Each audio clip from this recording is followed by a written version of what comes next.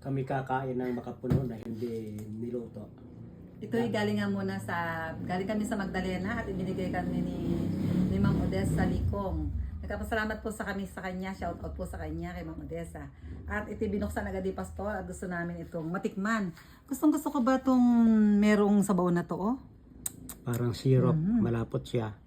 Talagang makapuno. Bigyan kita dati, merong konti yun sa iyo, pero dadagdagan natin at gustong gusto mo to eh.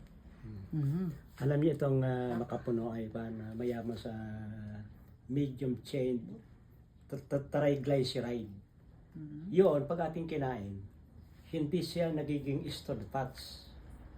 Hindi siya magiging bebel, hindi magiging taba sa ating katawan, kundi magiging energy. Maganda dito ay pag ito ay ating kinain ay matindi itong fiber sa mga nagbabawas ng timbang.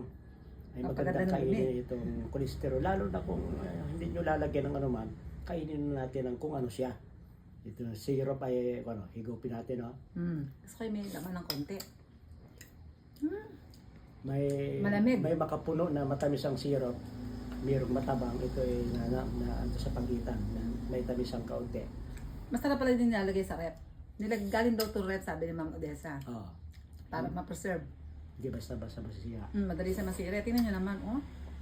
Tapos yung gusto ko dyan, yung parang buko na yan. At ito raw ay napakaganda sa buto. Mataas ang kanyang mangganis. At yung mangganis ay kinakailangan para magkaroon ng matibay na itong formation ng ating buto. At pag ito ay malambot yung kanyang yung kanyang laman. Buko. Hindi ang layunin niya ay mag-provide sa atin ng oil. Masarap ng oil. Kundi yung iba yung kanyang content. Sa mga mahina ang buto, ay maganda ito. Pampaganda rin pampalakas ng ating buto. Pang-moist siya ng balat para yung ating balat ay hindi man laging...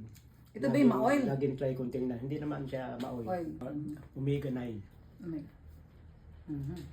Tayo po'y kumain ng makapuno na hilaw.